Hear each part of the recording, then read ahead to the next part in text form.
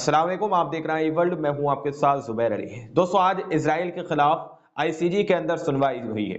International court of justice के अंदर Israel के खिलाफ जो है सुनवाई की गई थी। नॉर्वे ने जिस तरह से इजराइल को कोर्ट के अंदर घसीटने का काम किया है, जिस तरह से लताड़ा है, जिस तरह से नॉर्वे ने इजराइल के खिलाफ इंटरनेशनल कोर्ट ऑफ जस्टिस के अंदर जो सबूत पेश किए हैं कि किस तरह से गजा के अंदर अंतर्राष्ट्रीय कानूनों का उल्लंघन किया जा रहा है, किस तरह से अंतर्राष्ट्रीय कानून की धज्जियां उड़ाते हुए इजराइल नजर आ रहा है। इजराइल ने गजा के अंदर हर तरीके का अपना उपद्रव मचाया, हर तरीके का खूनी खेल इजराइल ने गजा के अंदर खेला है। साउथ अफ्रीका के बाद नॉर्वे ने इजराइल को कोर्ट के अंदर खरी खोटी भयंकर तरीके से सुनाई है और वहां पर इजराइल को घसीटने का काम किया है। आईसीजी के जजों के सामने क्या कुछ नॉर्वे ने कहा है, वो तस्वीरें, वो बयान मैं आप लोगों के सामने रखूंगा कि किस तरह से नॉर्वे ने इजराइल को जिस तरह से अंतर्राष्ट्रीय न्यायालय के अंदर घसीटने का काम किया है। वहीं पर अमेरिका ने ईरान को लेकर दोस्तों बड़ा दावा कर दिया है कि ईरान के पास इस वक्त परमाणु जैसी शक्ति आ चुकी है। वहीं डोनाल्ड ट्रंप की तरफ से तीसरे विश्व युद्ध की जो है दोस्तों घोषणा की जा चुकी है। डोनाल्ड ट्रंप ने तीसरे विश्व युद्ध की घोषणा कर दी है कि हम उसके बहुत करीब हैं। तो दरअसल हम लोग शुरुआत करते हैं कि नॉर्वे ने इजराइल को क्या कुछ आईसीजी के अंदर इजराइल के खिलाफ जो सबूत हैं वो जजों के सामने रखे हैं। जिन सबूतों के आधार पर नॉर्वे ने इजराइल पर लताड़ लगाई है, इजराइल को अंतर्राष्ट्रीय न्यायालय के अंदर जो घसीटने का काम नॉर्वे ने किया है, दरअसल स्क्रीन पर आप लोग इस रिपोर्ट को पढ़ सकते हैं। इस रिपोर्ट के अंदर वो बातें लिखी गई है कि आईसीजी में सुनवाई के दौरान नॉर्वे पूरी तरह से इजराइल विरोधी हो गया। जी हाँ, ये दावा किया जा रहा है इस रिपोर्ट के अंदर। नॉर्वे ने यह बात कही है कि कब्जे वाले क्षेत्रों में इजराइल की कार्रवाई अंतर्राष्ट्रीय कानून का उल्लंघन करती है। रंग भेद की दीवार अंतर्राष्ट्रीय कानून का उल्लंघन है और दो राज्य समाधान को प्राप्त करना कठिन बना देती है। इजराइल की किसी भी वापसी के बावजूद गाजा पट्टी और वेस्ट बैंक पर कब्जा कर लिया गया क्षेत्र है। कब्जा अस्थायी रहता है और इसे जारी नहीं रखा जा सकता या उचित नहीं ठहराया जा सकता। इजराइल अंतर्राष्ट्रीय कानून का उल्लंघन करता है और लगातार कर रहा है। इजराइल को अंतर्राष्ट्रीय कानून का पालन करना चाहिए और फिलिस्तीनियों को आत्मनिर्भर का अधिकार प्रदान करना चाहिए। कब्जे वाले क्षेत्रों में इजराइल की कार्रवाई अंतर्राष्ट्रीय कानून का उल्लंघन है। किसी भी फिलिस्तीनी भूमि पर कब्जा करना या जमीन पर कोई फायदा थोपने कानूनी नहीं है। फिलिस्तीनी क्षेत्रों में बस्तियां स्थापित करना जिनेवा कन्वेंशन के अनुच्छेद 416 का उल्लंघन है।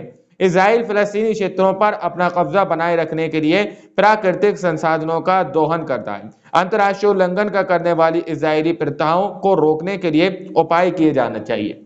यह सारी बात अंतर्राष्ट्रीय न्यायालय के अंदर नॉर्वे ने कही है कि जिस तरह से इजराइल जो है गजा के अंदर अंतर्राष्ट्रीय कानून की धज्जियां जो उड़ा रहा है, उसको लेकर ये बात कही जा रही है कि उसका उपाय किया जाना चाहिए। आखिर इजराइल किस चीज पर, किस बिना पर गजा के अंदर इस तरह से उपद्रव मचाता हुआ नजर आ रहा है। तो एक भयंकर लताड़ नॉर्वे ने जो है इजराइल को अंतर्राष्ट्रीय न्यायालय के अंदर लगाई है और ये सारे सबूत जजों के सामने रखे हैं कि नरसंहार को लेकर जिस तरह से आईसीजी के अंदर से इजराइल को यह कहा गया था कि अब ऐसा कोई सी भी क्रिया गजा के अंदर से सामने नहीं निकल आनी चाहिए जो ये साबित करे कि नरसंहार गजा के अंदर किया जा रहा है। हालांकि अमेरिका की तरफ से इस बात को पहले ही क्लियर किया जा चुका है कि गजा के अंदर से कोई भी ऐसी तस्वीर सामने निकल कर नहीं आई है जिसके आधार पर यह कहा जा सके कि गजा के अंदर जो है इजराइल नरसंहार कर रहा है। ये बात अमेरिका की तरफ से कही गई है। अमेरिका के जो है विदेशी विभाग की तरफ से ये बात कही गई है कि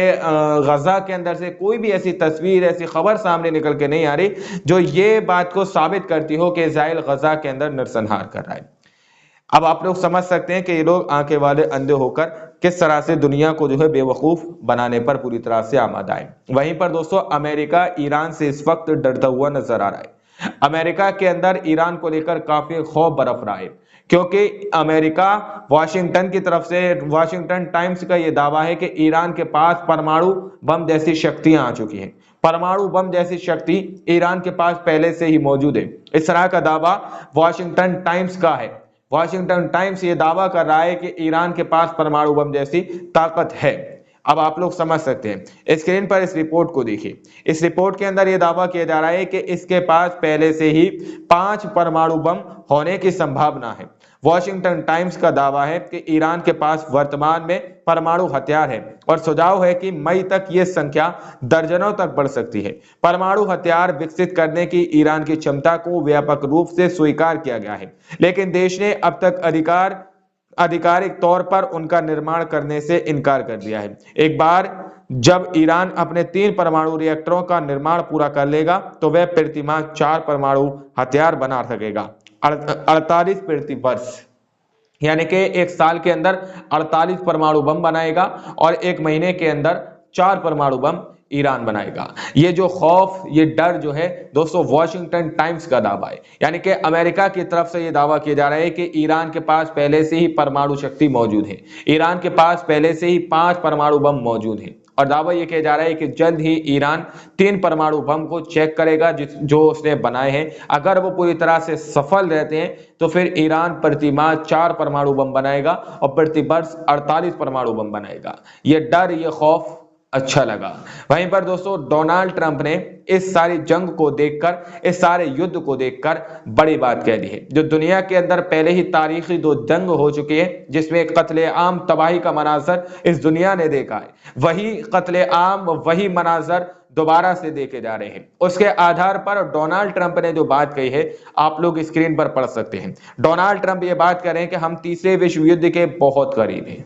जो दुनिया की 2 तारीखी जंग हो चुके हैं, अब तीसरे विश्व युद्ध के हम लोग बहुत ही करीब पहुंच चुके हैं। हो सकता है जल्द ही दुनिया का वर्ल्ड वार 3 शुरू हो जाए, यानी कि हर देश के अंदर जंगें शुरू हो जाएंगी। इस तरह की आशंका जो है डोनाल्ड ट्रंप जताते हुए नजर आ रहे हैं।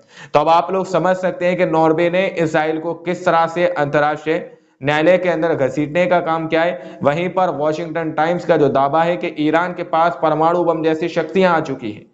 अब आप लोग समझ सकते हैं कि कितना खौफ और कितना डर इस वक्त होगा।